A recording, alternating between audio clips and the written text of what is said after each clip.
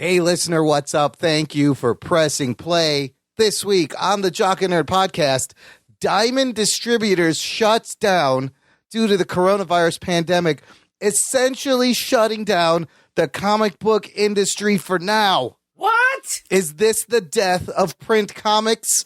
The title of Box Office Champ resumes as China reopens theaters and re-releases blockbuster movies like Avengers Endgame and Avatar. Plus, the Puppet picks this week's movie as we review 1991's The Fisher King, share listener comments, and a whole bunch more. All in this edition of the Jock and Nerd Weekly for Thursday, March 26th, 2020. Hi, this is Gilbert Gottfried, and you're listening to the Jock and Nerd podcast. Why? I don't know. Check one. All right. This is for all you fans out there. Let's give it up. Jock it, be nerded. Be funny, disturbing. Jock it, be nerded. Spoiler alert. Oh, yeah. Jock it, be nerded. Be funny, disturbing. Oh, yeah. Jock it, be nerded. Spoiler alert.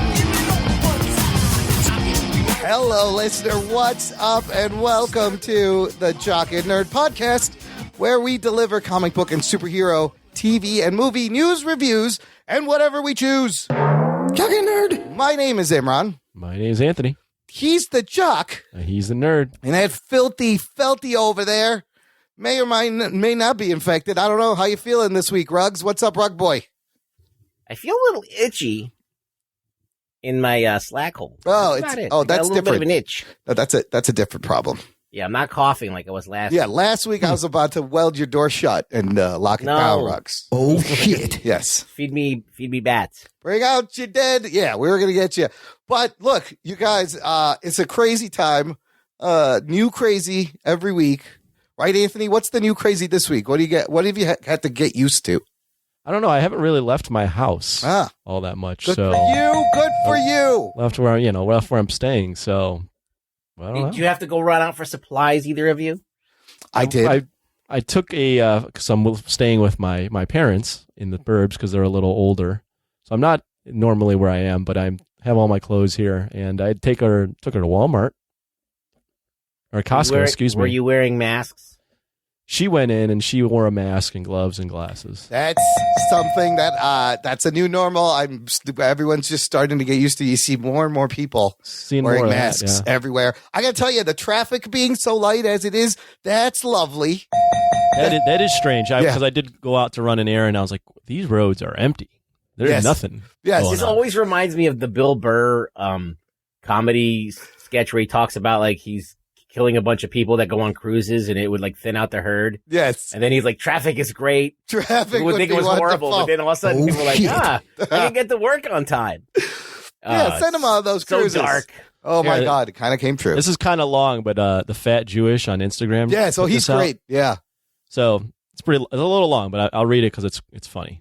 So imagine if 10 years ago you were approached by a time traveler and he was like, look, I don't have too much time to explain. All I can tell you is the year 2020 is going to be an absolute circus.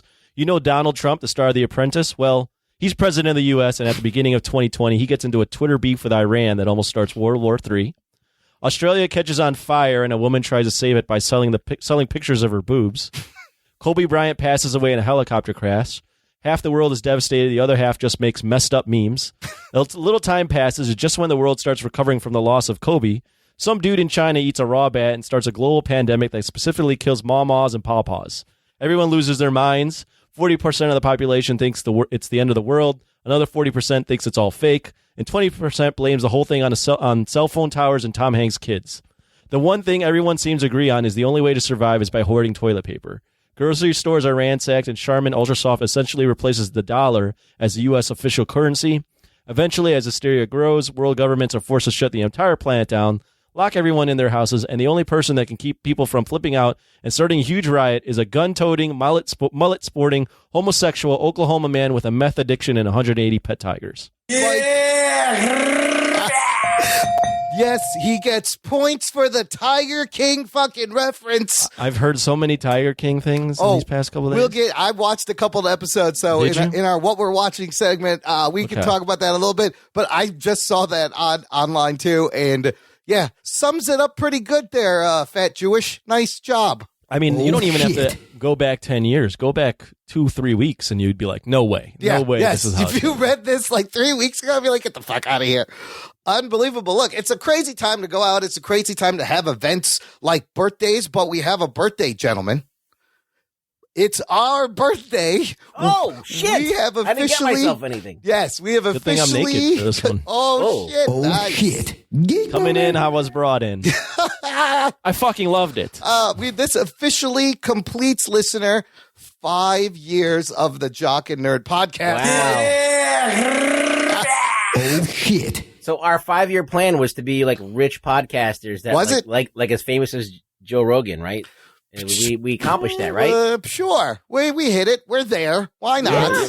Pretty close. Yes. What? Within spitting distance. Yes, we're very close. We're right on his ass. Just a couple of digits away. But so to put that in perspective, listener, that's 260 weeks of content every week. And we only missed the 2 weeks. Only 2 weeks missed. That's a fucking lot. And I don't remember anything I have said on any of these shows. Like, what is all that filled with? I can't imagine. If it wasn't for the drops, I wouldn't remember anything I said. Oh, yeah. And another thing to celebrate, if you want to mark this day in time, Thursday, March 26, 2020, USA now officially #1 in coronavirus cases across the world.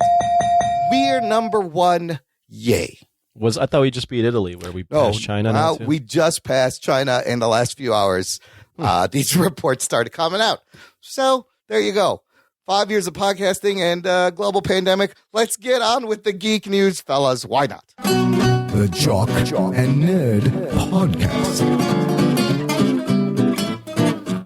So look, I know everybody's probably like sick and tired about hearing about all this, but it kind of does affect everything everybody talks about right now. It affects a lot of the things we talk about and cover and follow in the geek sphere.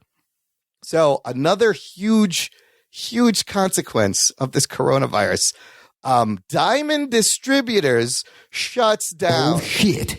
This is very big, listener. Diamond Distributors, the distributor for Marvel, DC, Dark Horse, Image, Boom Studios, and Dynamite, and many others. Boob Studios? Boob Studios. Boom! With an exclamation mark. Oh. They've informed publishers that it will no longer be accepting new product at its warehouses, and all shipping and to retailers will cease from April 1st. Oh, shit. For those that don't know how it works, the comic book stores are part of this direct market, and the only way to get into comic book stores is to go through Diamond. They kind of have a monopoly on distribution. So if you get into Diamond, stores can order your books, get them on the shelves. You know, it's not like it used to be where they would ship to newsstands and other places. It's all direct market. So this essentially halts all new comic books for the foreseeable future and may be the nail in the coffin, maybe for print comic books. Guys, what do you think? Can the industry survive this if they have to rely on digital releases only? Or, I don't know, you can't even ship these out to individual people now? I mean, I think that the viable market will die. Yeah. I think the actual business will start to die. And I think it'll only be like these books in like Barnes and Nobles and stuff like that. Like these major, I think these little mom and pop stores. Yeah. And it's happening. It's happening already. Gone. Stores are shutting down. All sorts of stores. Yeah. Yeah, this isn't unique to just comic books, but I mean, this is definitely an industry that is going to be affected because a lot of it's small, as Rugg said, small businesses. So these small businesses aren't, unlike food, you can't just go and have curbside pickup for your comics because they're not going to have any comics to deliver. Yeah. Yeah, I mean, this is going to be unfortunate, but I don't know what the numbers look like digitally, but these mom and pop comic book stores, unless they're connected to something else or have some other things that they sell a lot more, it's unfortunate. I mean, these stores are struggling to begin with. Exactly. All right, Razor thin margins to begin with. They're barely getting by now because of such a big influx of new fans that are going to the stores. From all the movies that they're making new readers. So what happened? They're not going to the stores. Yeah. They're not being part of that kind of community. They're kind of doing their own kind of fandom, which I guess is just tweeting about things. These stores are dead. I mean, this is just a nail in the coffin. This is you're not going to see comic book stores come back. That's crazy. I mean, so, currently I don't have a pull list anymore. I stopped going, but I really feel for someone who has a healthy pull list. And remember back in 2012, Anthony, imagine it's 2012 and we're in our routine and I was buying like fucking shit ton of books every week, really excited. Imagine in the middle of that, it just fucking stops just all of a sudden. And I'd be just fucking, I don't know. It would suck. Yeah. I mean, that's good thing you're not buying comic books now. I know. Good thing you would have had an aneurysm. Shit.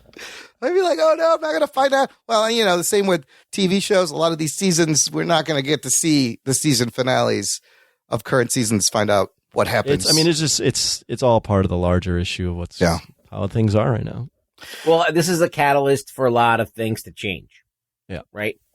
Which could be good or bad, depending on what you love. Everything has its season. We had CDs. We had a whole industry of music shopping. There was a whole thing about going to a store and getting a CD and going to the guy and asking him about bands and whatever. That's all gone now. Everything's on. So this is the catalyst for this now to be over and done with. And well, it was already going. Yeah. That's so this might just be the nail in the coffin. Yeah. Again, more evidence that shit is not going to be the same for large parts of industry, especially the entertainment industry, but large parts of every industry. Listener, let us know if you were crestfallen, if you had a pull list that got stopped. Join our fan club, Jock and Nerd Nation, on Facebook. No, it's not our fan club. It's our Facebook group. The fan club is later. Join our Facebook group and chop it up with us and all our listeners. We like to hang out there. I did something fun and just did an impromptu one of them live stream things earlier this week, just in the group. You know how the kids, they're all doing this live stream, that Twitch streaming. It wasn't Twitch. It was on Facebook group. But you guys should join me. You guys should cam up. Who are you talking about? Yeah, you two fuckers. Oh, you want me to be on camera? I do. We can surprise, just check in with everyone, see how they're doing. I want to say a big shout out to everyone who hung out, like Wes Cranford from Australia and the Morrisons from Canada and Jess Rivera, Fiddlesticks. All the big names were there. The nation came out to represent. You can. How many people? I don't know, 12 maybe. For 12 people? Yeah. No. This is going great. If we could get a guaranteed like 50 to 100 people, maybe I do. So there's 400 people just in the group, but we can also stream out publicly on YouTube, Twitch, Twitter, Facebook all at the same time. I think we can get that many people to make compelling content. I don't know. We'll see. I was testing it out. It was fun.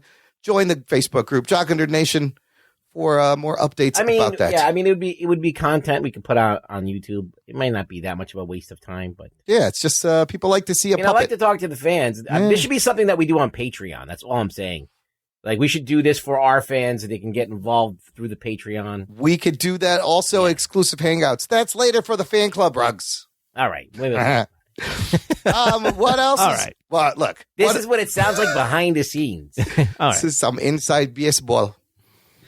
All right, what are we talking about? Wonder Woman? More release dates pushed back. Wonder Woman. This one's not as drastic as the other movies, whereas like Black Widow still doesn't have a date. It's just been removed. Still, it just got delayed last week. Yeah, but usually when they do that, they give it a new date. I don't think it's smart to give anything dates right now. Well, Wonder Woman has given a new date. It is now going to be released August 14th. It was going to come out June 5th. So they just pushed back like 2 months to be safe, I guess. And that's not like a huge, crazy delay. Inevitable for sure. But seeing as if theaters open back up by then, which they've started to in China, which is interesting. So also Marvel Studios reportedly essentially entirely shut down for the foreseeable future. Oh, Yeah, shit. makes sense. Everything is halted. Olympics got delayed. Olympics postponed. They just need to push that back a whole year. Yeah, by That's Dick what they're doing. Pound. Yeah. Dick Pound announced Dick it. Pound? Is that his Oh, name? shit. Oh Yeah, my I mean, God. why would you name yourself Dick Pound? Is Like, it his name is Richard. He Richard could've- Pound. He could have sounded like a modicum, a little bit more respectful, but he had to go with Dick Pound. Hi, I'm Dick Pound and I run the Olympics. Yeah. How you doing? You got a problem? You go see Dick Pound. Dick Pound. You I mean, does he know that he has a poor name? Does he care? I don't know. you don't think that pole is long enough? You go see Dick Pound. He'll take care of you. Is this regulation? Are those regulation shoes? You're gonna have to ask Dick Pound. Yeah. Was that metal large enough? Let's get Dick Pound looped into this. I love that guy's name. Yeah, but they push it back to 2021 just because you're not doing the qualifying meets and like all that shit is canceled. You can't have a thing. Yeah, they were under a lot of pressure and they finally did it.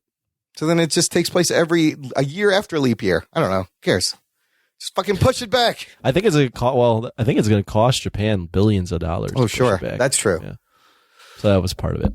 That's a good point. They waited, and they were trying to wait this out the longest, because the first thing I thought of when this was happening, I was like, oh, you got to cancel the Olympics. You can't have everybody show up in one place. Japan is actually they've really curbed coronavirus, but yeah, you can't have all these people from all these goddamn countries going to one place. No. And then this going back soon home, after. the fuck are you doing? Japan and Singapore surprisingly have suppressed their numbers. The rest of us, Hong Kong, South Korea, and South Korea, that's what I meant. South Korea, Japan, but Singapore too. Singapore too, yeah. But then the rest of Europe and the U.S., the fucking curve, it just keeps going up. Oh yeah, That's because Europeans don't listen to people. Yeah, none of us do. They don't listen to rules. They're like, why did you say none of us do, Imran? I mean, Europeans and Americans. Some lumping Americans in there. I was like, when were you European? We're all peeing at some time. You gotta I'm take right now. I'm a peeing right now. Is that what that noise is? European. Oh, shit. We're all a peeing. No, look, case in point, we said before, we just got an EAS emergency alert on our phones and TV from the mayor of Chicago telling us that she is shutting down the lakefront. Someone's staying hydrated. He's I'm a peeing. He's a peeing. He's European. The mayor is saying, I'm shutting down the lakefront, parks, trails, everything outdoors because you fuckers can't follow directions. And there's pictures of people walking together in parks. God forbid, quarantine. But we're not listening. So now she's put an official order out. Just think about that though. Like again, 2-3 weeks ago, how weird is asinine that would have Yes, sounded. yes. What are you guys doing walking in parks together? If you see two people on the beach, you're like, oh, shit. Get them. Somebody. We Someone can't have get this. 'em. Did you see those? Somebody call there was- somebody. There was videos on social media, I think in Instagram, of how India is enforcing it, and they have sticks and they're just beating people that are walking on the street. Oh man, that would be the greatest. That's how I got raised. That's typical Indian culture. Absolutely. You just wrap you a little bit on the back of the leg. India, a country of 1 billion people, locked down for 21 days. Oh, shit. That's crazy. Yeah, and people like in those little jeepneys or cars that are trying to like pick up people, they're getting beat up too. There's people just getting slapped with bamboo sticks. A little caning will put. Never hurt anybody, Well, right? look, that'll set you straight. You won't fucking go out after that. You'd be like, fuck no, they're caning people out there. I'm not going out there. That's what they should do here. I think we have no penalties. this is No, what we don't. Yeah. I mean, I see people outside. I walk around yelling this. Get your hand off my penis! There are penalties. I just don't think anything's can really be enforced or is being enforced. It's hard to enforce it. Because we have the right to be assholes. Yo, do you have your papers? Did you see people who have papers and they got to show their papers? Ray O'Neill in Hawaii posted to the Facebook group. He's like, I got my official paper to be out, and it says in there, this is an essential worker. I'm like, we have gotten to the point where you get pulled over. The guy's going to be like, do you have your papers? Please, can I see your papers, sir? I think David Zika in Florida had the same sort of post. And I'm seeing more people that got my paper. Fiddlestick said the same thing. His name is infectious disease. Yeah. Yes, that does make sense. When does Stephen Corona join the Facebook group? Yeah. Oh, We shit. need one of those. We have a David Zika. We also need a Mike Dan SARS. Dan Mike SARS, Murr. Mike Merz. Eugene Ebola. Eugene Ebola. Ebola. Oh shit. You know do it. He does. He does know the way. This is like Stan Lee came up He's with the only these one that names. knows the way. Yes, can you show us the way away from Corona? Tell me do it. Oh my God.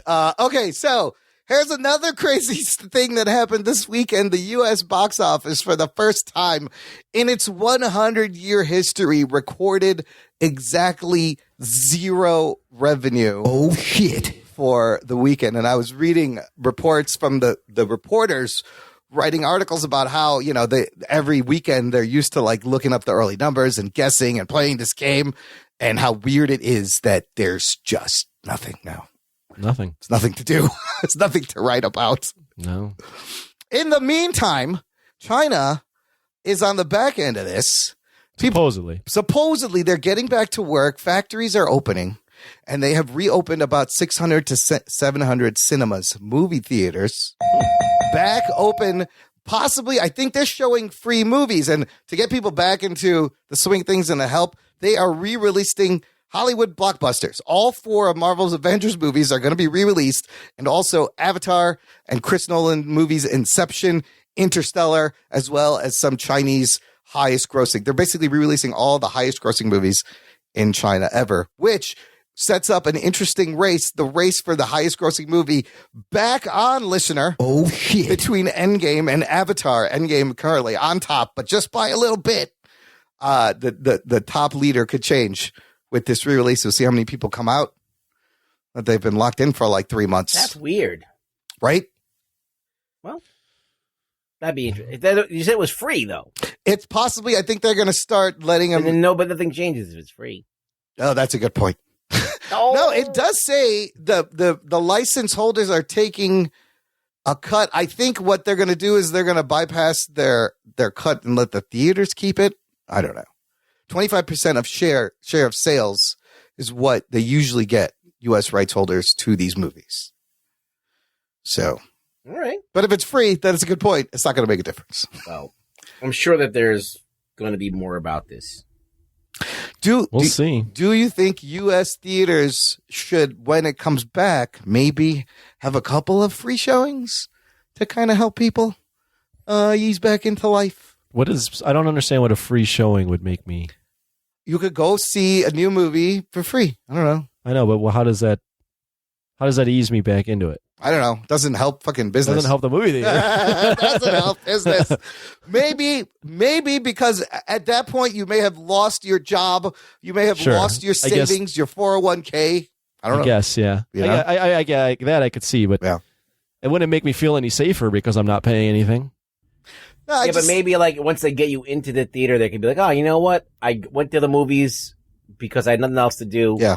And I didn't die. So I'll go again. Life's back on. Come on, see a movie. You can buy popcorn. The movie's free. Maybe you just go and you catch it from someone. You're asymptomatic. You spread it to 20 other people, and we're back in it again. See, how are we ever gonna know when it's over? There's no way to know.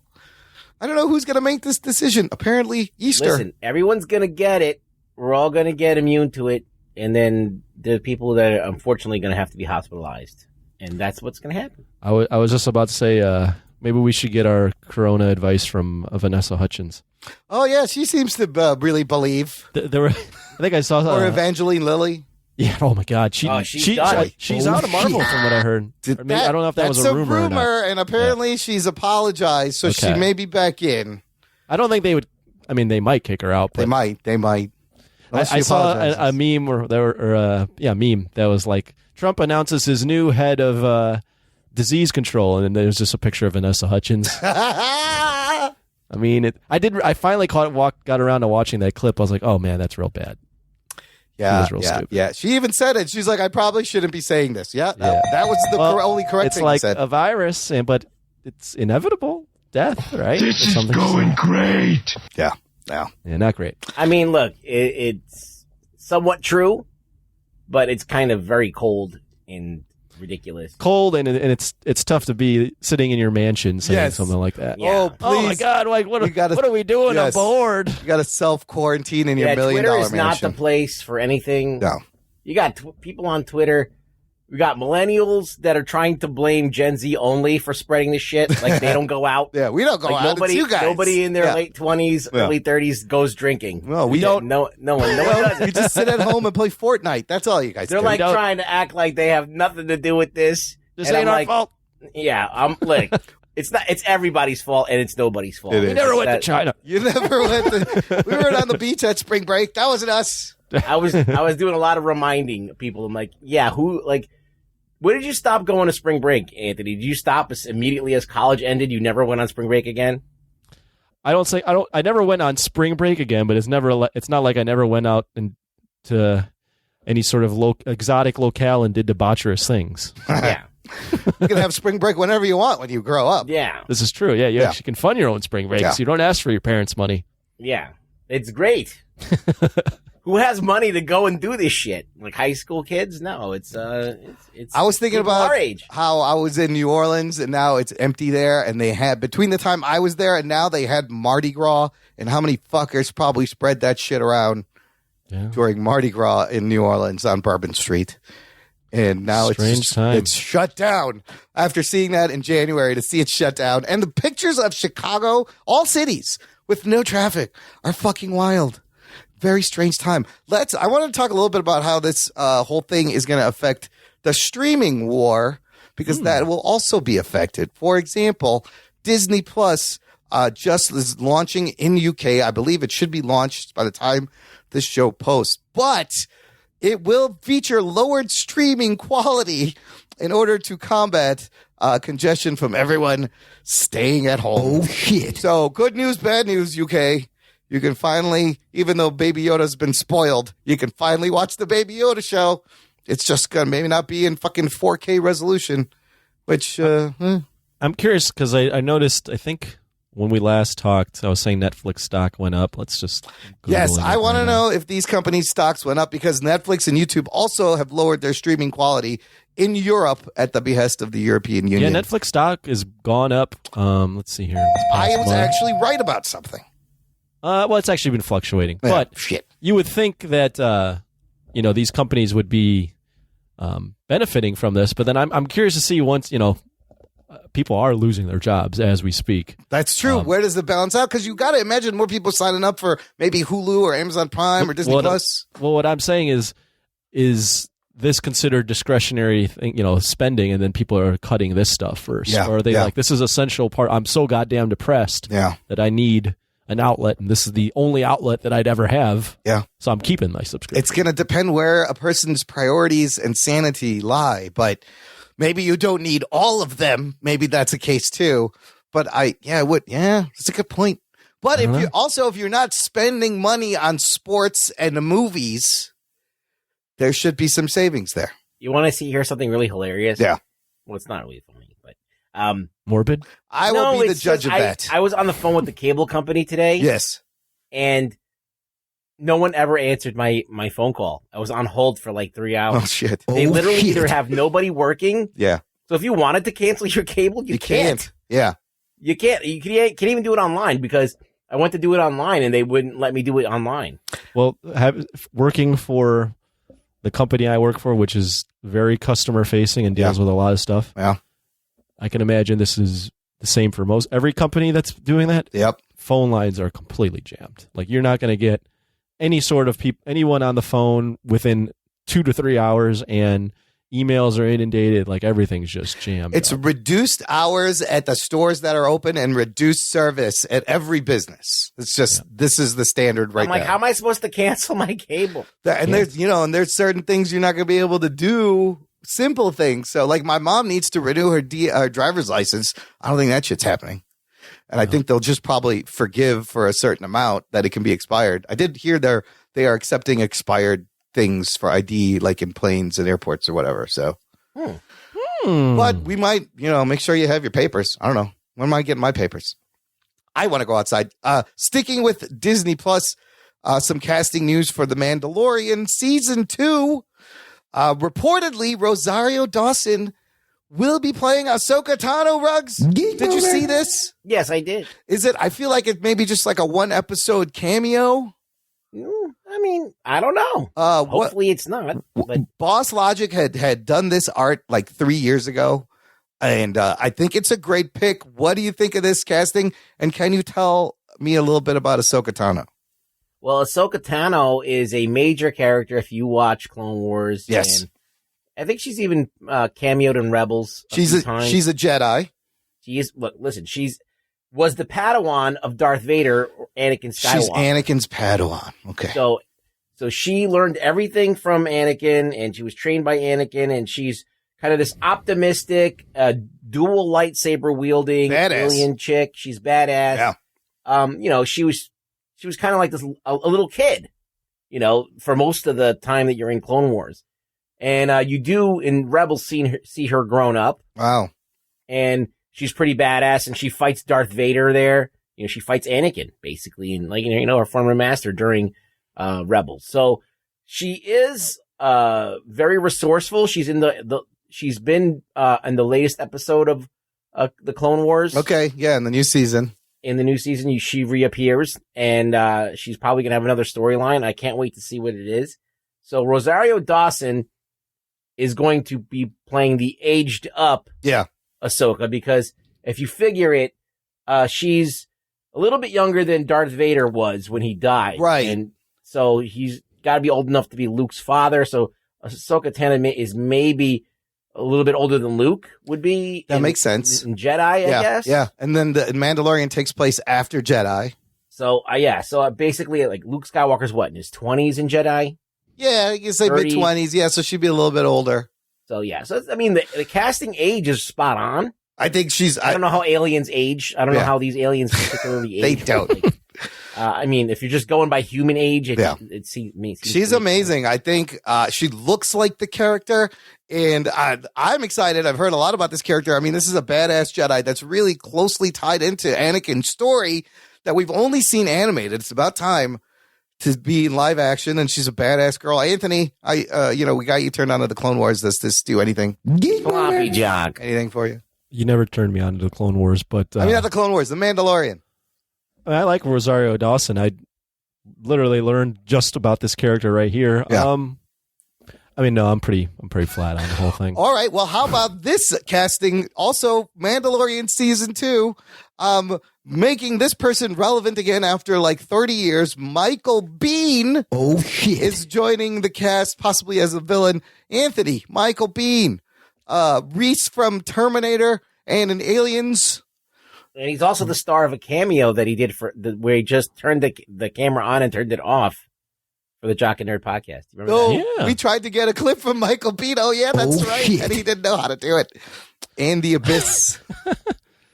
Well, come with me if you want to live. Yes. I like Michael Biehn. I loved him in Aliens. I really enjoyed him in the original Terminator. No, he's been in some other stuff, but those are the two roles that popped to mind first for Michael Biehn. I don't think he's been relevant. I like to call him Mr. Biehn. Mr. Biehn, could you please? Yeah, he hasn't been relevant in many, many years. I'm looking at some of these movies, and they're all like, these have to be straight to fucking home video movies. I don't know. He hasn't done anything. What are all these movies? But they got Carl Weathers from Predator. Now you got Michael Biehn from Aliens and Terminator. It's a great, 80s sci-fi cast. Yeah, get them all in there. Yeah, get them all in there. Get Dolph Lundgren and Arnold and fucking Sly. Why the fuck not? Yeah, the Hispanic chick from Aliens. Yeah, get her in there, too. What was it, Hernandez? Vargas? Vargas. That's right. It was Vargas. Yeah, in the movie. Bill Burr also returning next season because they were all locked up. Get all the comedians. Yes, get them all. Get Dave Chappelle in there. Fucking Mike Birbiglia, Dave Attell. Oh my God, Dave Attell would be great. Dave Attell would be great. Eddie Murphy. Just sign up stand-ups. Fucking John Mulaney. I'm just going to start naming stand-ups. Yeah. Get them all in there. Everybody on the second season of Mandalorian. You heard it here first. Jock and Nerd. On the Jock and Nerd podcast. Last thing before we piece out the news, I wanted to know what you guys thought of what you guys thought of the delays the coronavirus effects are going to have on streaming services that are about to launch that have not yet launched. For example, HBO Max was set to launch, but it's not launching. Well, it's still going to launch, but their flagship thing they were producing, the Friends reunion, has been delayed, postponed. They weren't able to tape it, so that's out. That doesn't bother me. Okay, so they could still launch it. Peacock, NBC's Cock, still coming out. And then this one, we talked about Quibi. And I think this one is going to be the most interesting which way it plays out, because Quibi is literally made for like your regular work day, where while you're nobody's waiting, working. Right. While you're waiting on the bus, you're waiting in line, you watch these 10-minute episodes. Nobody wants a Quibi. Now is Quibi going to be even relevant? We're about a Bigby. Where we need is everyone going to want a Bigby, a big bite, not a quick bite. Give me a large bite, a Lagby. Anthony, how would you watch Quibi now? And is it still going to work? What's a Legby? A Legby. You can't just keep going after you say a Legby. What's a Legby? It's a large bite. Oh. A leg bite. Bigby. What about a Bigby? He just threw it in so casually. You couldn't stick to Bigby I like it was Bigby too bad because a quick, slow bite. Well, slow he was upset that you came up with that first, so then he Scared. started to just throw words in front of B. It's true. And then went with leg B, and then knew that it was bad, but just didn't acknowledge it and just kept going as if no one heard Anthony. that. That is the anatomy of Imran. Let me tell you about Tony, all right? Tony ruins lives. Exactly, Mondo. Anyways, Quibi, Anthony.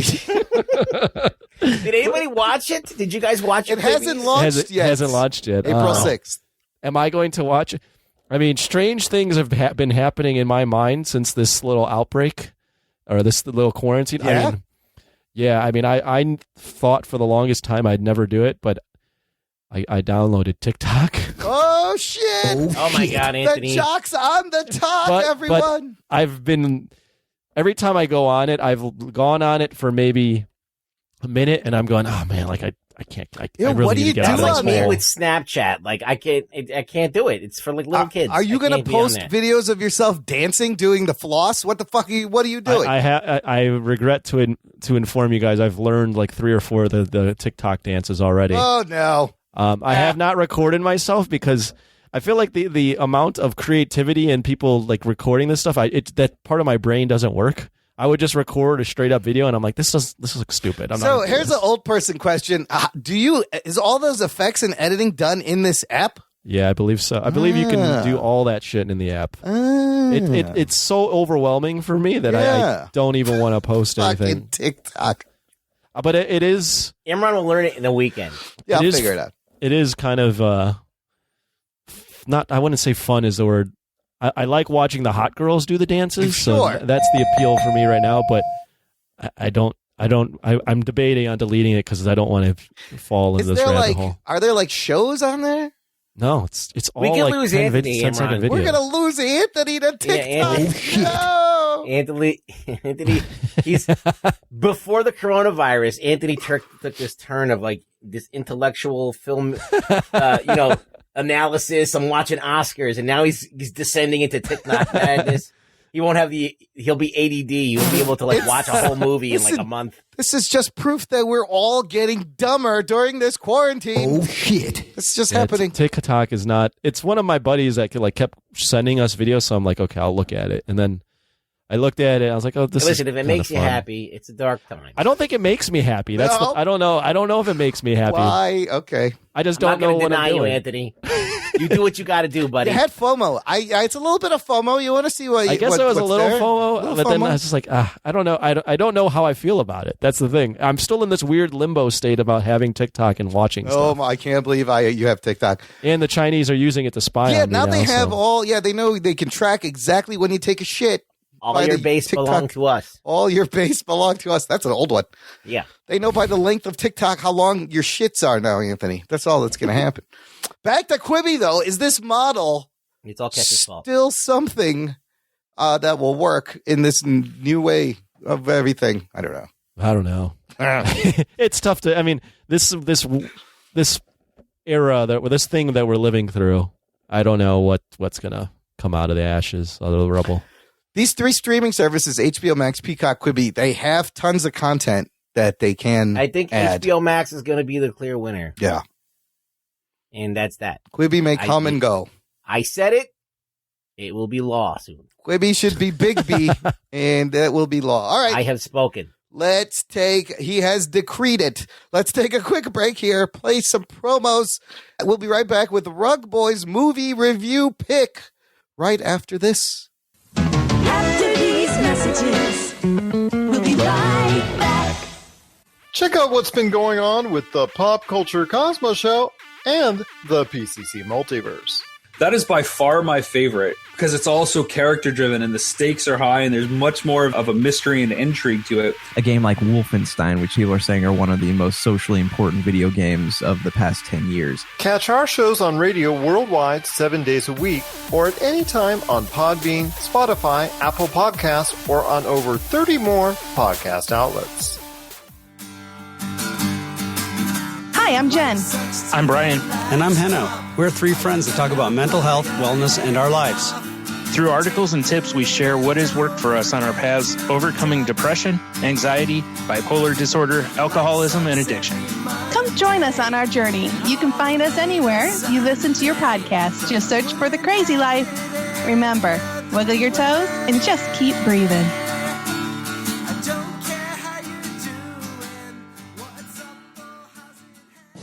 Transmission commencing. This is Wookiee Radio. Translated for the Wookiee impaired.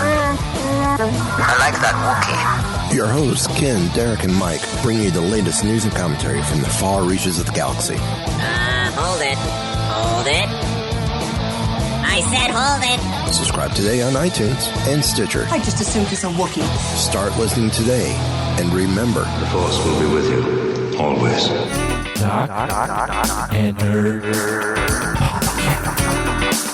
Listener, if you've been enjoying the show, we have a wonderful fan club you can join if you visit jockandnerd.com/Patreon. And right now, huge thanks to each and every one of you guys supporting the Jock and Nerd podcast on Patreon. Your support means more now than it ever did, and we appreciate it.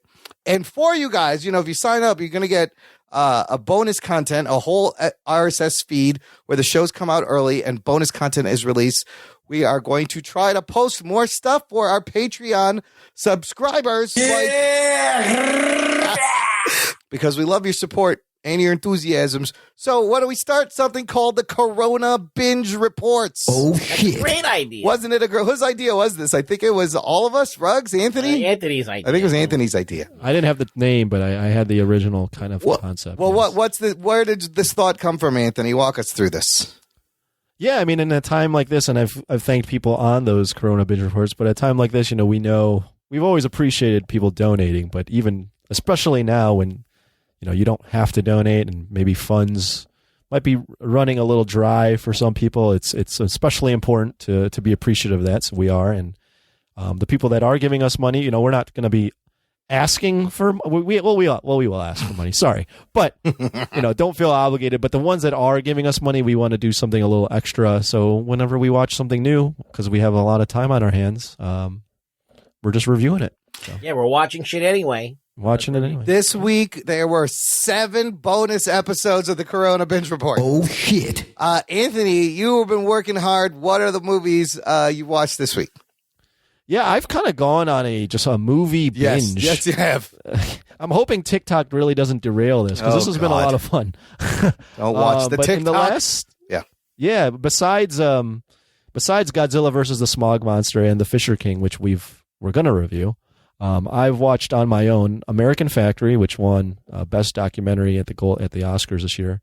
Booksmart, Moonlight having won an Oscar for Best Picture, Lady Bird, Vice, and Snowpiercer as of last night. Man, those are some quality films.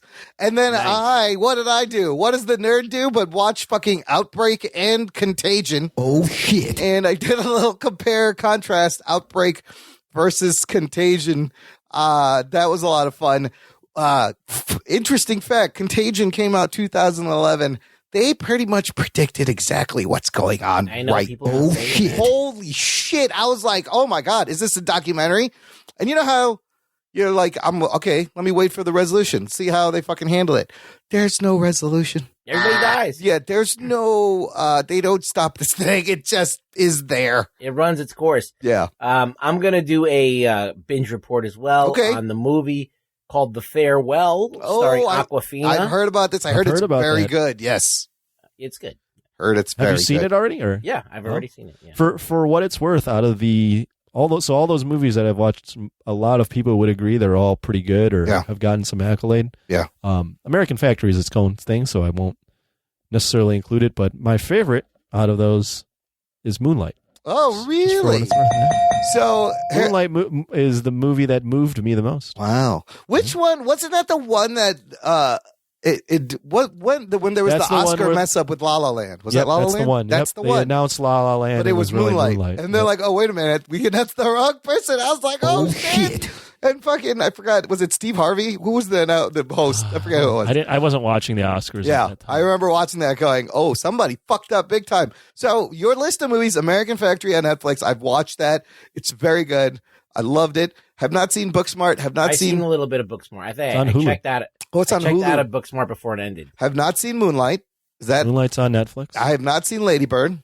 Lady Bird I purchased on YouTube, or you can do it on Amazon for like $4. I saw Vice and I really enjoyed it. Which one is Vice? Vice is about Dick Cheney. Christian Bale as Dick Cheney. Oh, I did not see that. I really love that movie. And Snowpiercer is one. It's great. Bong Joon-ho, who did Parasite, Right. and I've been wanting to see it. I believe it's on Netflix. On Netflix, yeah. Definitely watch. I heard Snowpiercer's fucking crazy. And so I think I'm going to watch that next. What's funny is when you post these, half the time I'm be like American Factory, I was like, I'm going to go watch this right now. I have to see what this is and then listen. So it's also forcing me to like keep up so I can listen to these because I just post them if I haven't Have you seen watched the movie. any? So have you? I know Ruggs has watched some of these. Have you watched any of these other than American No, Factory and Vice? no, that's it. I just told you. I have not seen Yeah. Booksmart, Moonlight, Lady Bird, or Snowpiercer. Are you prompted to want to watch either of these? Any of these first? Snowpiercer and then Moonlight.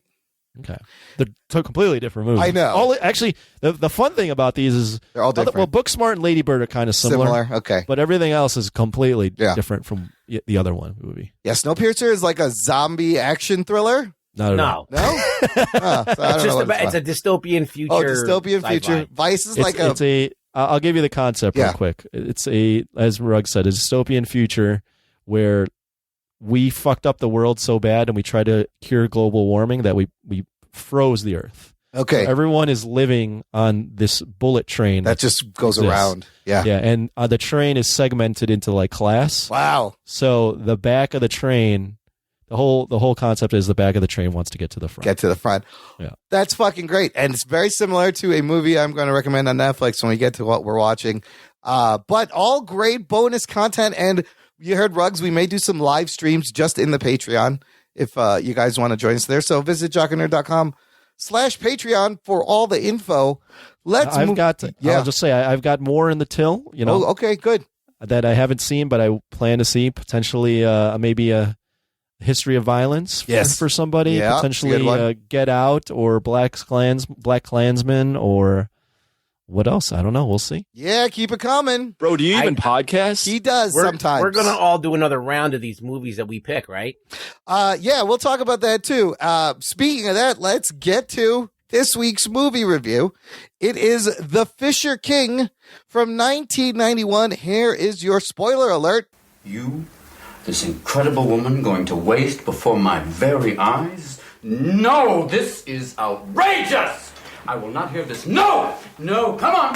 Jack, Come on. here. I am your man, then. Let's do it right here. Let's go to that place of splendor in the calm down. grass. Jack, Behold my magic wand and free your golden orbs Jack, right get now. over here. You know what I'm saying, yes? What are you? Holding my penis. Out of your mind. What a wonderful Close that, way of Jack. saying how much you like. Harry, close your pants. Took you long enough, huh? Before we get started, does anyone want to get out? Prepare to be spoiled! So like Rugboy just said, what we've been doing the past few weeks is we've all picked a movie for each of us to watch. And this is the third out of the first round of these. And maybe we'll go back to doing our Patreon requested movies, or maybe we will check out one of these early release on VOD movies from the theaters. But if we do another round, Ruggs, we should pick like a genre. Like everybody pick like a comedy movie you think other people would like or something. I don't know. Right? Okay. We'll theme it up maybe. So, because right now it was basically, one of the three of us had not seen each other's picks, and Rugboy has picked The Fisher King. This movie on Rotten Tomatoes is 83%. Not bad. 6.95 out of 10. Average rating. Box office of this movie, the production budget was approximately $24 million. The movie back in, what year was this? 1991. makes about $42 million. So low budget. And really double. It really was an Oscar bait movie. It wasn't really a blockbuster. It was released in September. It went into all of those art films. Yes, the indie It got theaters. nominated for a bunch of shit. Saturn Awards. Certainly Golden did. Globes. And I think Robin Williams won the Golden Globe. He won the Golden Globe. Mercedes Rule, when we get to the cast, Oscar. she won the Oscar for Best Supporting. This screenplay and the directors both got nominated. Yeah, this was the Oscars love this movie. This movie directed by the great Terry Gilliam. Now, if you are a fan of Monty Python at all, you know the name Terry Gilliam. He's directed all of the Monty Python movies, and it's known for wacky movies like Time Bandits, Adventures of Baron Munchausen, Fear and Loathing in Las Vegas with Johnny Depp. Brazil is another great Gilliam movie. So this one is very unique to Terry Gilliam's filmography. It's the first time he has worked from a script from someone else, and the first time there's no Monty Python people involved. So this is like a very different Terry Gilliam movie. But you see shades of Terry Gilliam throughout this whole movie. Oh, absolutely. But he has a great imprint. So it's written by Richard LaGravenese and stars Jeff Bridges, Mercedes Rule, Robin Williams, Amanda Plummer, who you will know as Honey Bunny from Pulp Fiction. That's right. Any of you fucking pricks move. I'll execute every last motherfucking one of you. Yeah, that's that's Honey Bunny, and fun cameos from Harry Shearer, Tom Waits, and others. Anthony, yeah, you have not seen this movie, correct? No. Yes. This is a good 90s film. Why don't you give us your patented plot synopsis of someone who has never seen any of these movies and seeing it for the first time? What's his name? What's the main guy's name? Jeff Bridges. Jeff Bridges playing Jack. Plays Howard Stern. Pretty much, yes. Right? A shock jock. Yeah. And inadvertently talks to some psychotic person and inadvertently causes this person to commit some murder. This guy's career, before this murder happens, he's going uphill. He's about to get on TV. This murder happens. He goes into a spiral. Basically wants to kill himself and meets a homeless man played by Robin Williams, who kind of just turns his life upside down. And they have a little bond that happens throughout this movie. Yeah, that's pretty good. There's, search for a holy grail. There's them setting up love and romance. And let's start with you, Anthony. Never seen this movie. What did you think coming out of this movie when it ended? It's a weird film, first off. Very weird. Very, unlike a lot of things I would normally watch. I really enjoyed Robin Williams in this. Yeah. Jeff Bridges is playing it a little bit more of a straight man comparatively, but Robin Williams was definitely great. I was pretty much entertained throughout. It's not the type of movie I would watch over and over again, but I was entertained throughout the movie. And after thinking about it and then reading some stuff and doing some research, there's actually some pretty good themes in this movie. Oh, yeah. That we can get into later. Yeah. But overall, I think it's very good. And I would definitely recommend it to people that are. I think you have to be kind of in the mood though to watch something like this. Yeah. Like, I don't think. What kind of mood? Kind of more of an open to anything sort of thing. Yeah. I don't think it's necessarily this is a movie. not a movie for like the regular movie-going crowd. This Exactly. is not. So a little bit of I picked this movie. Yes. Tell us why you picked this movie, Ruggs, and what it means to you. I fucking love this movie. This is a movie. Love this movie. Not because it's flawless. It's flawed.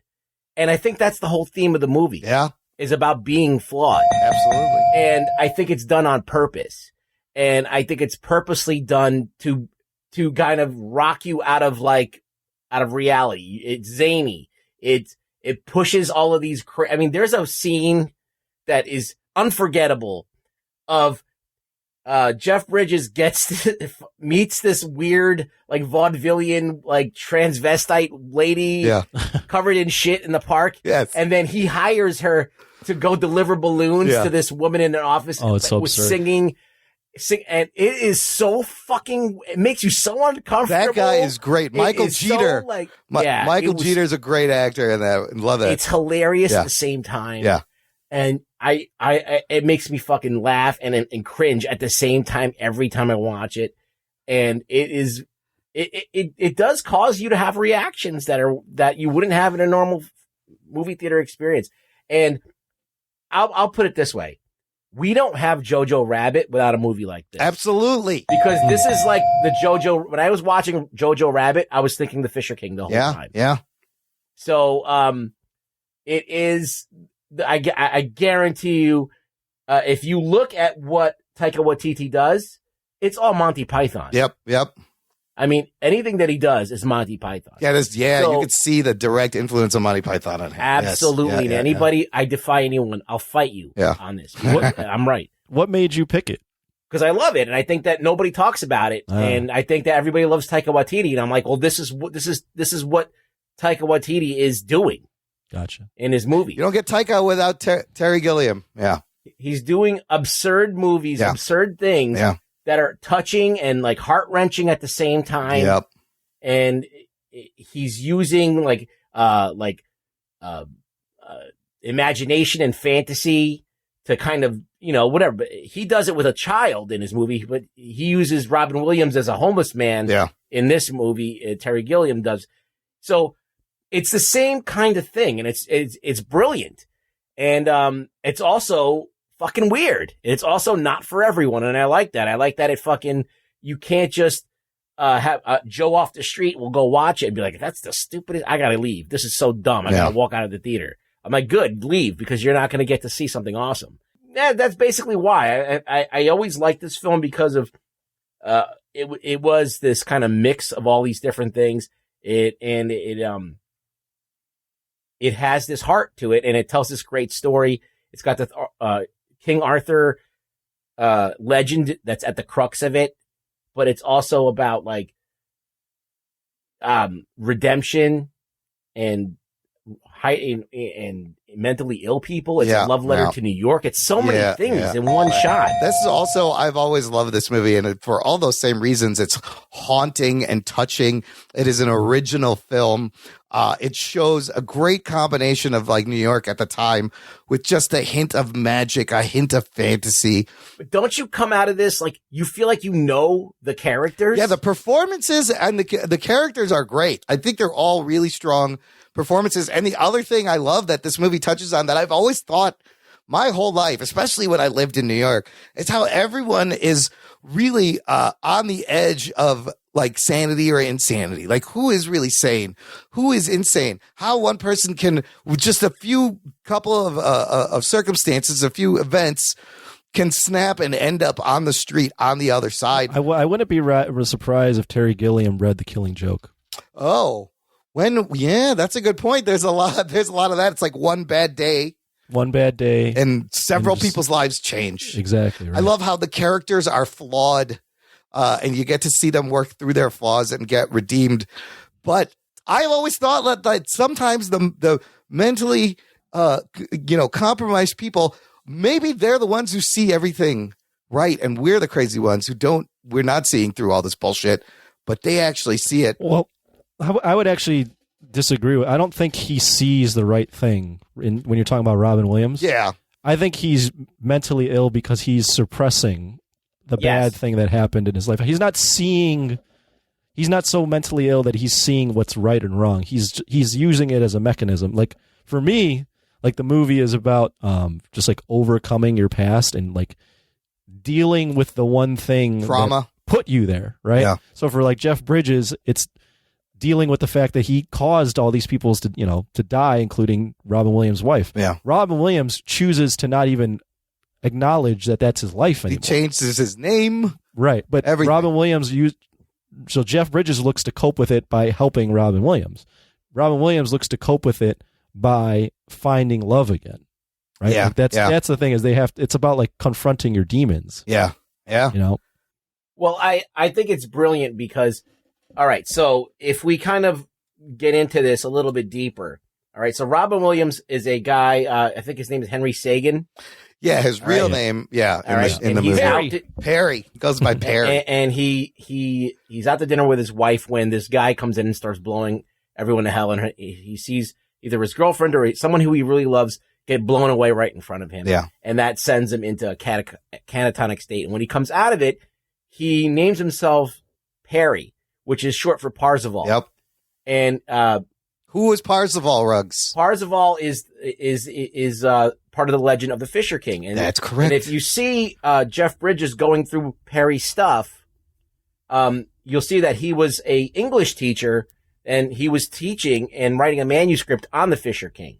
So he regresses into this story that he's loved so much about redemption, and he named himself Perry. Perry means to dodge. Yep. But it's also short for Parzival. Yeah. All right. So in his mind, he's Parzival. He's the guy who's looking for the Grail. All right. Yep. And the story of the Fisher King, it's different. It's an Arthurian legend, but it's basically about a king who's wounded. Some say like wounded, genitally wounded. And he loses his lust for life, and the only thing that keeps him going is to look for this Grail and hoping that the Grail could heal him. And so he's this crazy guy thinking that he's got to do this mission, and through a simple twist of fate, Jeff Bridges, the guy who he knows in the back of his mind, he's the reason why the person that he loves is dead. I forget he recognizes him as he that does. person. In the beginning, when he's like, I know who you are. Oh, yeah. So he knows who he is, and he saves him and, ropes him into this. He's like, maybe if I rope him into this and he can understand what he's done. But this is all going on in the subconscious crazy mind of his. And Jeff Bridges is this guy who's been a narcissistic asshole his whole life. Yep. In fact, the woman who's taken care of him, who's raised him up, who's propped him up, given him a job, and given him love, and been there for him, he despises her almost. Mercedes Rule is so great in this role. Yeah, and it just, every character is this really flawed, fucked up, and they fit in together like perfect puzzle pieces. And even the girl, Perry is in love with, she's also flawed and perfect match. So the four of these people, I love that scene where she's sitting at the table and she's yelling at him for being late for dinner, and the camera slowly pulls back and you realize he's not there, and she's just having this conversation, and you just really feel for her. Well, it's that. Also, I saw this on a review and I agreed. He's not there.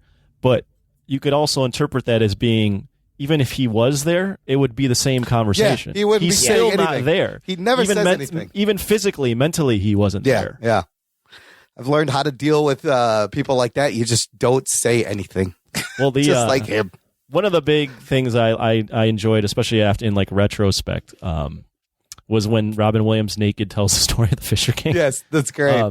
But that movie, that story ends up being like the whole motto of the movie. They're right? both kind of the Fisher King. It's basically he needs this to happen. Right. I think that's why he tells them the story. Yeah. He wants this prophecy to come true for him. Well, and the whole thing you learn from that story is like the fool finds the Holy Grail for the Fisher King. It's been right there the whole time. But it's also, he finds it not because he was looking for it or he was doing this with intentions to gain something out of it. He was just trying to give the king some water. He was right? trying to help. He was help him. Yeah. And that's the same thing that Jeff Bridges realizes is he's not, he at first he was trying to help Perry to gain back his own career, right? Right. He was doing it for selfish reasons. Right. And then when he sees Perry in the catatonic state once again, he finally comes around on, I have to do this because what I'm going to gain, but what it's going to do for Perry. I'm doing this because I want to do it. Yeah, he finally makes the choice to be kind. Yeah. I don't know how you guys inadvertently actually saves a life too by doing that. Oh yeah, that's right. It was the suicide they stopped. Right. So they both kind of helped each other. There was a moment in this movie, I don't know if you guys felt this, that for a moment I was like, wait, is this the real Holy Grail? Could this actually be, like, they were playing it off like this could actually be the real Holy Grail? But then, of course, when he gets there, it's just a fucking cheap. It's a cheap statue. It's a cheap statue. Cheap trophy. But it's the symbolism of him bringing it back to Perry after he gets his career back and his life back. There's just something missing. And then I love how he goes back to Mercedes Rule, too, at the very end. I think that another thing that was great was the Red Knight. Let's talk about the Red Knight. I fucking love the Red Knight. Every time that Perry was starting to remember who he was, which is the Red Knight would appear. He would flash back to the event that night of the shooting. Yes. And this fucking Red Knight looks amazing. Practical guy in a suit on a horse with flames shooting out of his mouth. Holy shit. Can you imagine that? And I love the shots of the steam in New York and the shots of this thing going through Central Park. What about that ballroom scene in the middle of Grand Central Station? That's another it's so weird. Beautiful scene. The first flash mob on film. Apparently, Gilliam had this idea.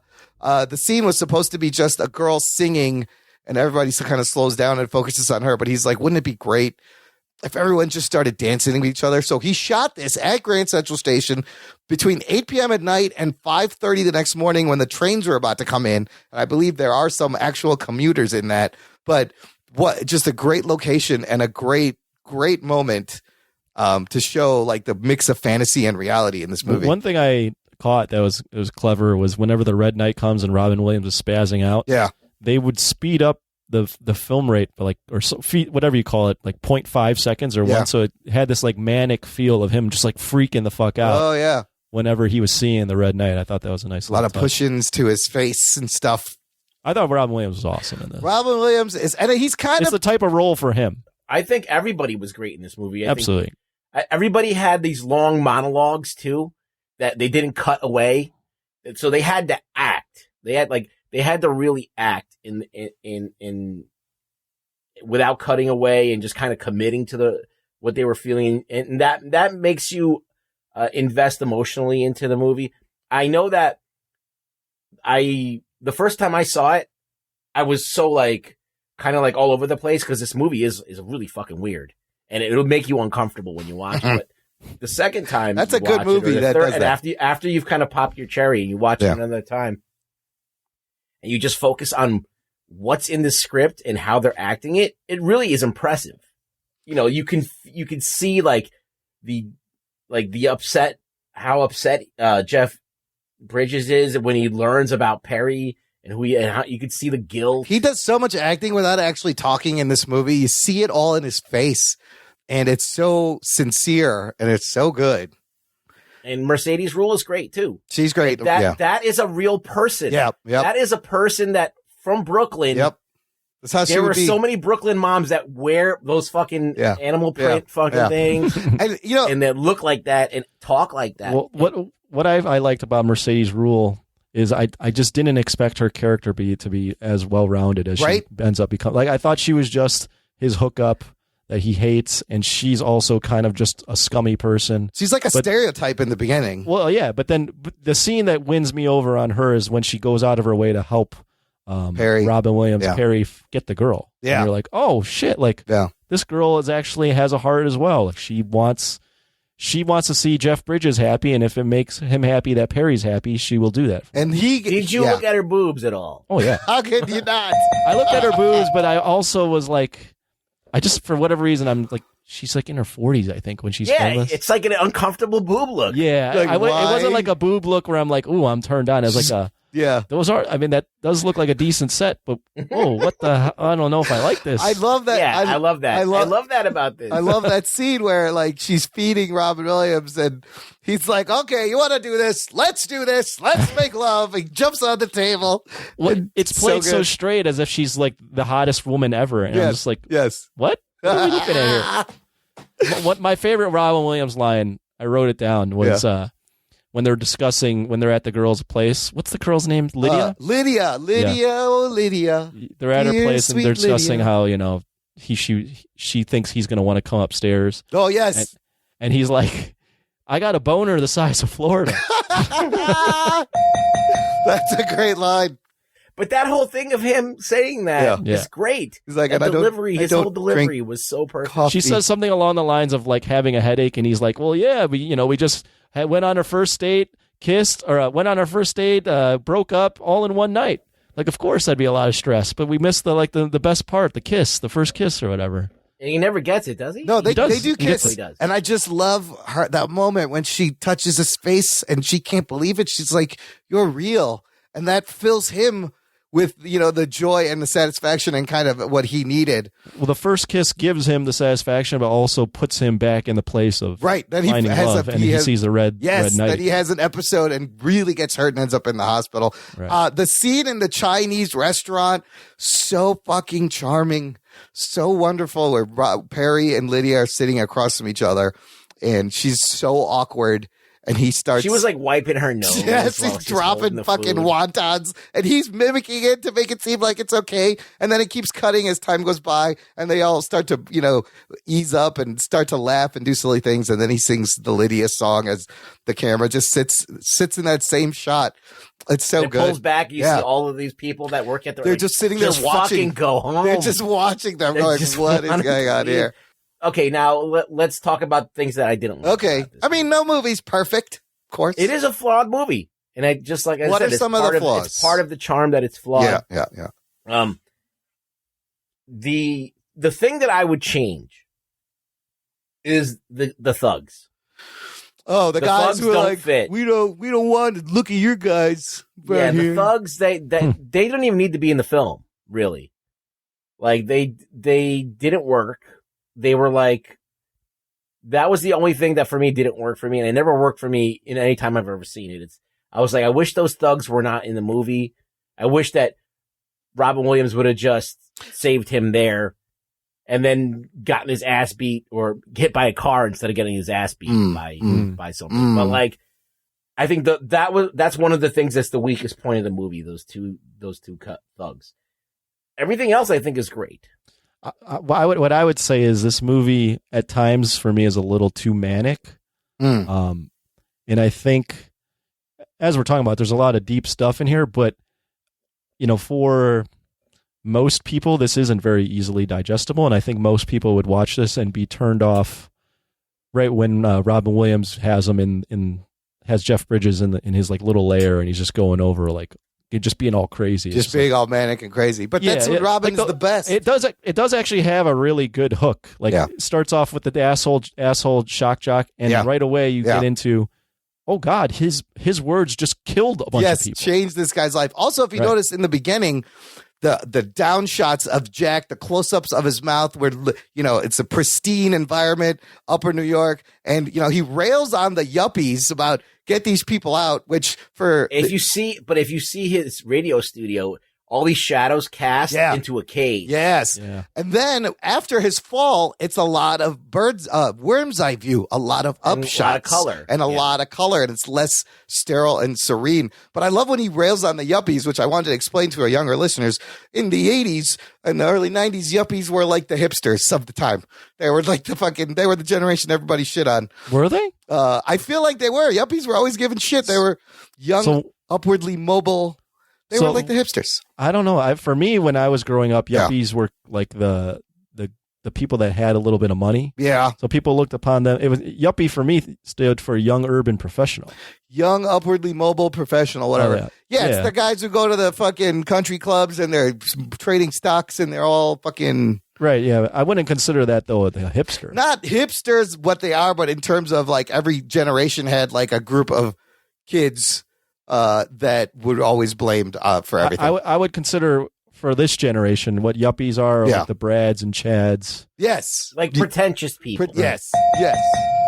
So he's calling them out and he's really describing himself at the same time. Now we have people who don't have money that are pretentious. Yeah, and you have the hipsters. Or you have people that have money and want to dress like they don't have money. Yes, which are also hipsters. There's also that. Yes. It's all in the name of being pretense. It's all confusing.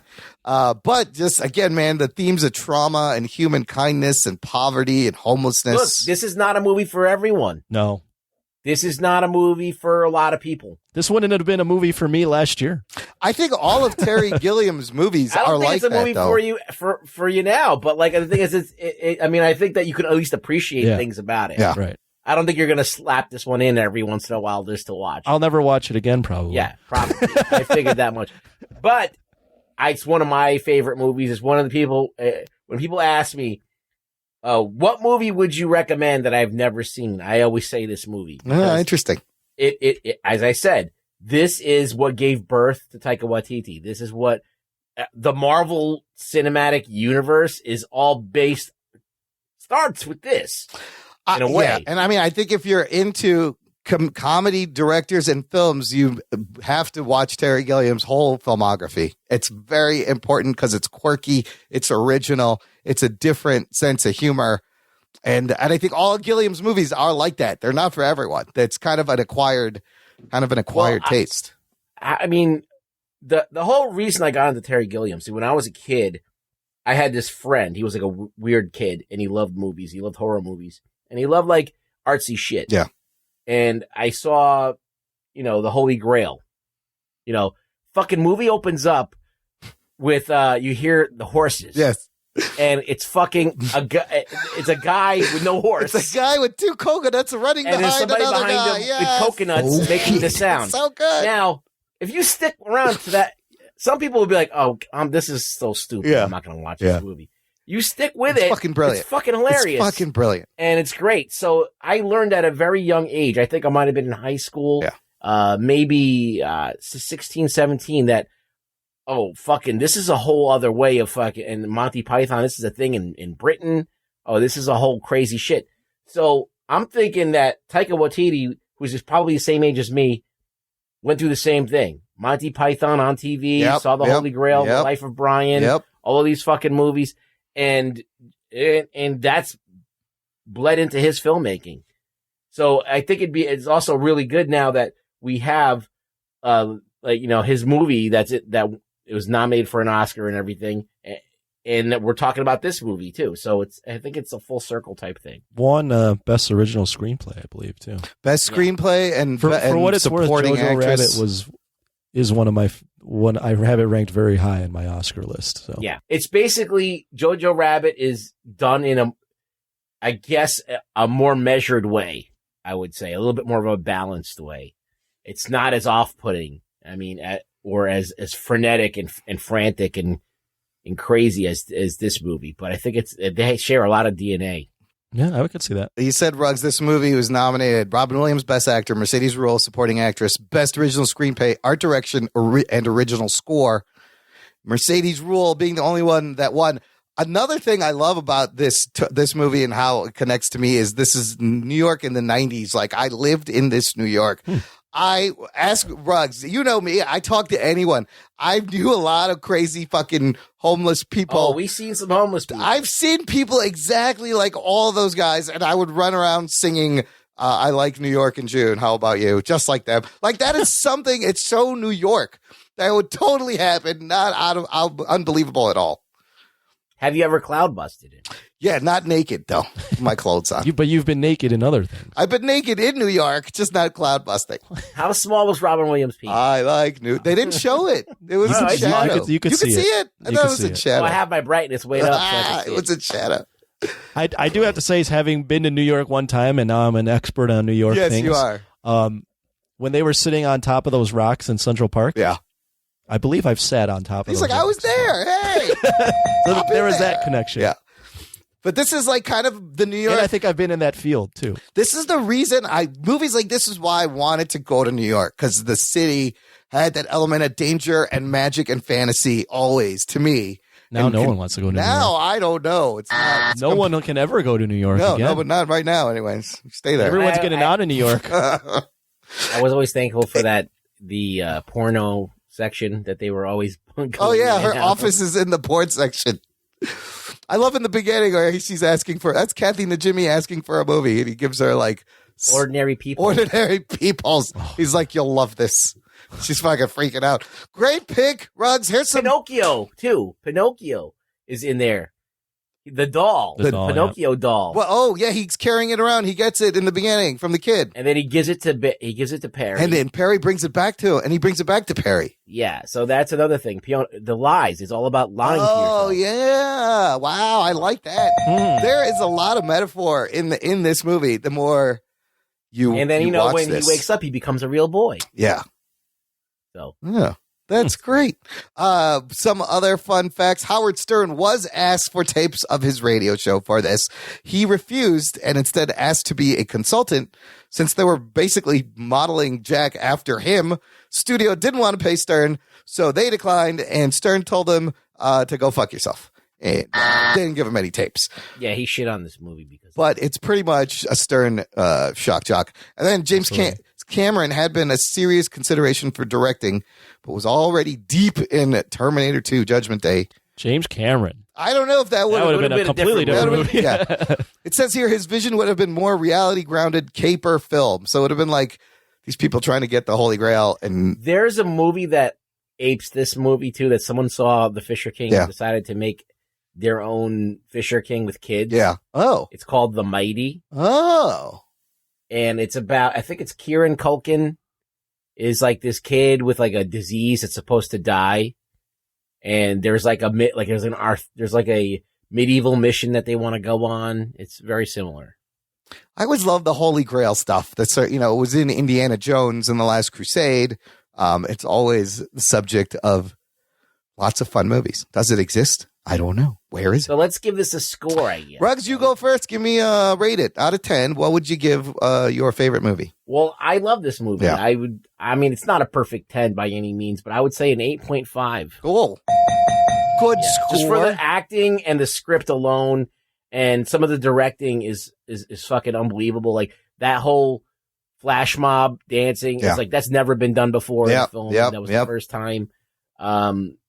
It's just. And that Red Knight is just, you can never forget it after you see it. It's a good intro to Terry Gilliam as a director where that's not too overwhelmingly Terry Gilliam. It's not too crazy, but it's crazy enough.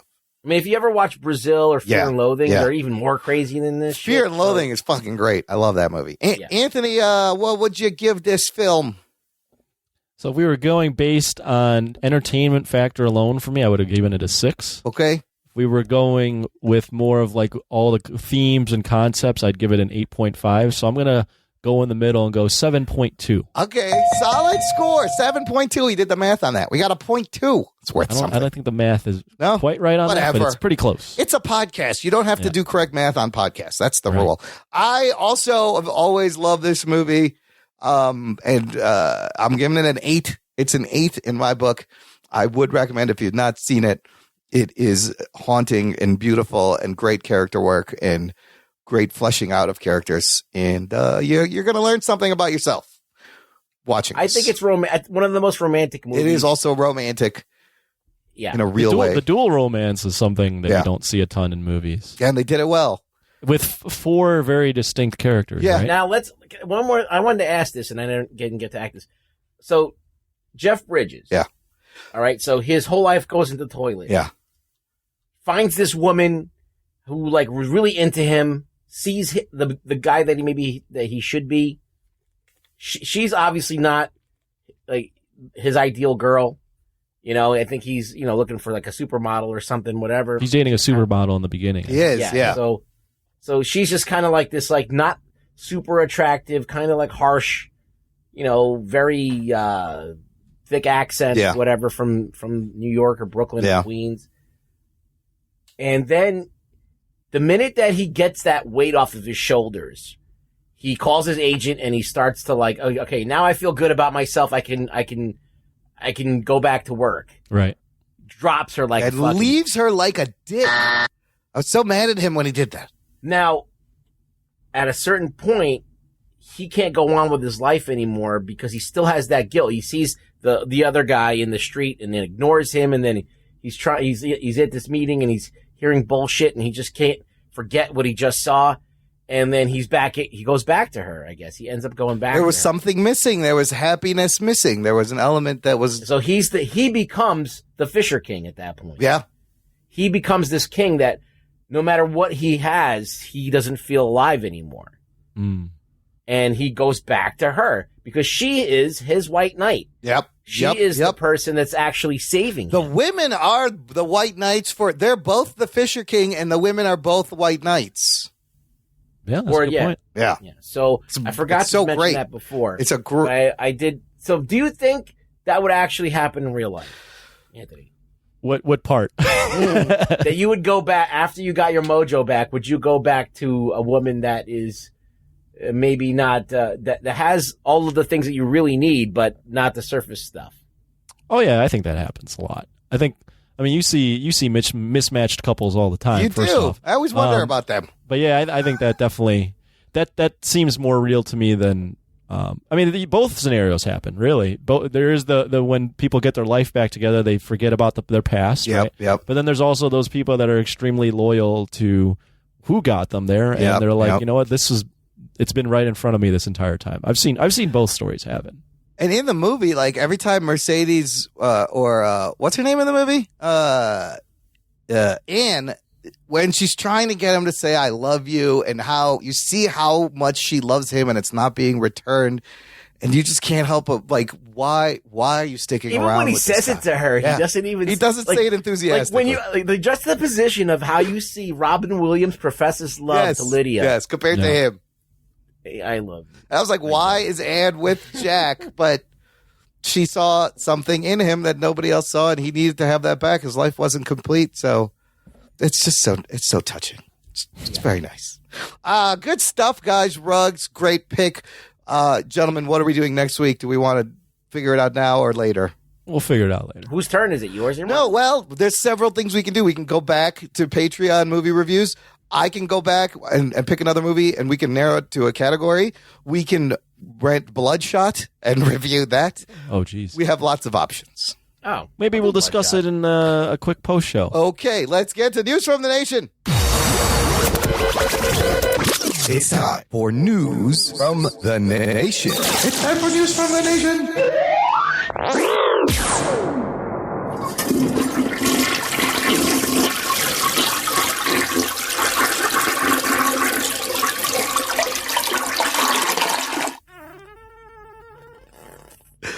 Oh, that one was a little wet. It's a little watery. Yeah, I had chili today. This is the part where I pull comments from our Facebook group, Talking Nerd Nation. I'm going to start with something I posted. This article got me mad. It's from Superhero Hype. The headline, Superman edges out Spider-Man as America's most popular hero. What? Get the fuck out of here. Boo. Why are you surprised by this? It's Everybody knows rigged. Superman over Spider-Man. Is it? This is via a survey conducted by Heroic Hollywood by one poll. And the numbers edge Superman just out. Top 5, Superman, Spider-Man, Batman, Captain America, Iron Man. I guess, but... That's interesting, though, that's right? the top 5. Right. Because maybe 15 years ago, I would have predicted the top 5 would be those 3 at the top, and then like Wolverine and Hulk. Wolverine, number 10. Hulk, not even in the top 10. Wow. Yeah. The remaining Wonder Woman, Aquaman, Captain Marvel, Black Panther, Wolverine. But clearly... That's the movies that pumped up a lot all of them. heroes that have had recent movies. Superman, obviously, look, he's been the oldest. He's been around the longest. He's had a mustache that was removed. I just think it's interesting that Captain America edges out Iron Man. Dude, people love the fucking straight shooting fucking moral dude. As opposed to the shady moral dude. This post, though, got a lot of comments from the nation. I'm going to share some of their comments. Oh, no. Irving De La Cruz posted on top of this. He said, so Imran posted the number 1 superhero of all time. And in this article, they did number 1 superpowers people wish they had. Invisibility, 1. What the fuck? So, my fellow nerds, I posed the question, what superpower would you like to have? So, in this article, after top favorite superheroes, the superpowers Americans want most. Number 5, superhuman intelligence. Number 4, superhuman strength. Number 3, time travel. Number 2, healing. And number 1, invisibility. Anthony, what power would you pick? No, I'm saying this off the cuff, but I think eventually it would make life less fun. Yeah. Eventually. It would be real fun to have this for a good time. The ability to read minds. Oh, like a Charles Xavier. Yeah. Well, I was going to say the same thing. Purple Man powers. Oh, that's a very specific set of powers. Not only read minds, get people to do what you want. Yes. Oh. I would fuck up the entire world. It would be crazy. Now, I just want to elaborate real quick. I think it would be amazing to have that power. Ruggs, what would the first thing you do? What would be the first thing you do if you had Purple Man powers? Oh, my God. You asshole. I was up talking, you fuck. What would you do, Anthony? Yeah, go ahead. Yeah, I want to hear what Anthony wants to do. Well, I was saying why. I was going to explain why it would be bad eventually. Oh. Because I think... Go for it. So at first it'd be fucking amazing. You'd love to have this probably for a good portion of your life. But I think there is a part of people that enjoys the unpredictability of things. Yeah. So, and that would be totally eliminated. Imagine being surrounded by yes men your whole life. And Well, even not even the persuasion powers, like just being able to read someone's minds. If you're intuitive enough, you would then be able to persuade people to do what you want. See, but the thing is, you could like entertain yourself by playing chess with yourself. You could be like, all right, I'm going to get this guy to do this. And let's see if I could fucking undo it. And then get him to undo it. Oh, that is let me see if I can get this dude to take over this country. That is manipulation on a diabolical level. And let me see if I can undo it. Let me fucking see if I can unfuck myself. That'd be even more crazy. Anthony, Lisa Morrison agrees with you. She said, as a teacher, I'd say mind reading, but only if you could turn it on and off.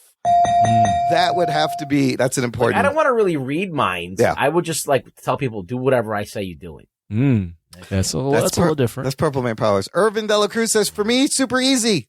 Super speed, flash level, not Quicksilver, but not why you would think. I do it because your metabolism would be constantly burning calories, so you literally would need to intake a crazy amount of calories. So you get to eat pizza, ice cream, fries all the time with no consequences. Oh, shit. Which is something they don't do in the Flash show that has always annoyed me.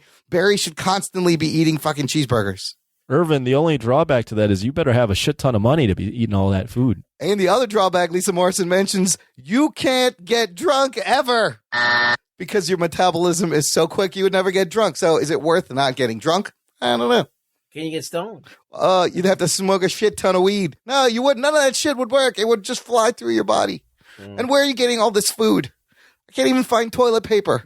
Well, the other power that I would like besides reading minds is complete invulnerability. Ah, okay. So I don't need to have super strength or anything. I just need to be completely invulnerable. Kind of like Luke Cage like Luke Cage. Yeah, I can't be killed. Like your skin can't be broken. I just can't be killed. Can't be killed. But then are you immortal? Or you still age and die? I don't know. I mean, I probably live a lot longer than a normal person. But I feel like if you have that power, it has to like enhance the rest of your body, right? Like, let's say my skin is like 10 times the, your veins and everything would also be like that. Yeah, they would never break down. They wouldn't age. Good point. Yeah. Roberto Rivera says, I always like the fact that Cyclops could shoot a laser out of his eyes. His character was kind of lame in the cartoons, but the lens over his eyes made him look cool, and his superpower has always been my favorite. That could be fun, shooting lasers. Justin Zwerner says, invisibility for me. He agrees with most Americans. And Johnny Isaac Sakiza Harris, wow, that's 4 names. He has a very specific one, the ability to turn into a werewolf at will, and while in human form, have 50% of my werewolf abilities. Really thought about it. Wow. Yeah, apparently Johnny said... That sounds like a furry to me. Yeah, it does. He said, I've been thinking about this my whole life. My answer is boring. I've always wanted fucking Spider-Man's powers. Just being able to climb walls and spider sense, I think, is super helpful to have. Nobody could ever touch you. Spider-Man's got a ton of power. Yeah. He's got more than one. They're all great, but climbing walls would be fun. Can you imagine your ass swinging through the city? What is that? It'd be like a white, what is it? What are those like cannonball things that destroy things? A cannonball. The wrecking a wrecking ball. Yeah. Or like somebody would be like, was that a lunar eclipse? No, that was just Spidey Imran swinging past the sun. No problem. What is that thing with a white and black beard fucking flying around? I've never seen anything. It's the weirdest tarantula I've ever seen. Bosco Gabriel taking this further, going off of Irvin's last post about superpowers. Say you had the ability of time travel. Would you rather be able to travel freely forward and back in time, but only to the extent of a day from your original time, or travel as far as you want back, but you can only go back in time and you have to relive all the time that you have traveled back? Does that make sense? Sure. I think the 1 day thing is great because you just pick a day where you find out what team won the thing and then go back a day and bet all your money on it, and then you're fucking living large. Let me think about that. Would you rather be able to... Ruggs, does that make sense? What are you thinking? Yeah, I mean, why would unless you got a real boner to be like, somewhere else. Why would you travel back to get stuck there? It'd be cool to go back to the 90s and think of all this shit and be become like while like people are still able to be cool and then like they were in the 90s. So would you go back to the 90s and live there and like create? Yeah, but I would invent like all kinds of shit. Yeah, you would create like the microchips like, in Silicon why can't Valley. we have a car that's electric? Yeah. So I don't understand the first one. You can only go back and forth a day? You can go back only 24 hours from your original time and return to your present. But the I'd rather do the other one. But you're stuck. So if you went back 100 years, you would be stuck there. Right. I wouldn't go that far back, first off. Okay. But yeah, I would. Then you would just be like what Rugg said. I'd have all the great ideas. Yeah, I would just go back to a time that was fun, where women shaved their pubes. I feel like the second one is a one. I feel like I don't want to go too far back into the 70s because then there's the it gets a little bushy. Yeah, it's a little so bushy. I go to in the 90s. I think it's a good. My balls was hot. So the second one is a one-off. You travel back, you're done. You're stuck. You got to live the rest of your life. The first one, you could go back and forth 24 hours whenever you wanted. I like the first one. I would go with the first one. Is more if you give if you had a great day, you want to go back, or if you fucked up. Yeah. And it's the first one is like you give a fuck about your current situation, your family. That's and all true. That. The other one is like I hate everyone in my life. I want a different. It was life. so much better back then. I think the first one would make a good movie. That would be interesting, like what you would do with this power. Anyways, good stuff, Nation, Bosco, Gabriel. Let's finish up with what we're watching. Of course, Anthony gave us his fucking 6 movies that he's been watching. So we know what you've been watching, Anthony. Anything outside of that? No? Nope. Just taking more movies in and open to suggestions. So there you go. Ruggs, have you checked out the first 2 episodes of The Westworld? Yes, I have. And your spoiler-free thoughts? Well, I think the first 2 episodes were a lot of setup. So they're setting up Maeve, you're setting up Dolores, Bernard, you're setting up everybody who's back now. Yeah. I think the next episode is going to be like where stuff starts to happen, where we're going to actually go somewhere with the story. Yeah, I like it. Little spoiler alert. Spoiler alert. There was Anthony in the show. It's all about this company that makes like robots and hosts and creatures that look real, right? Right. There's a shot where the guy's walking through the offices and it's all glass windows. And in the background, you see one of the Game of Thrones dragons. Oh, shit. As an animatronic thing, as if to say, the Game of Thrones like exists in that universe, or did HBO just have a 3D model done and they're like, here, just put this in the show? I think it's just an Easter egg. It was crazy. Okay, they have this.